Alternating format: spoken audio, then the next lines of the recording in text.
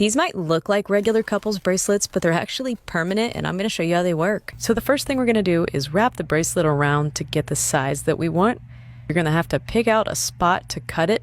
Be thinking about how tight or how loose you want it. It is permanent, so you might want to do it a little tighter than you normally would so it doesn't get caught on things. But make sure not to cut it too short or you won't be able to put it on. So once we get the clippers out, you might have to play with it a little bit, and you can even pull on these two sides of the chain, and you will get it eventually. So this is the clasp. We're going to twist the clasp out so that we can put it on the bracelet. You can just use your hands and your pliers, and make sure that you don't do it too far. And then do the same thing on the other end.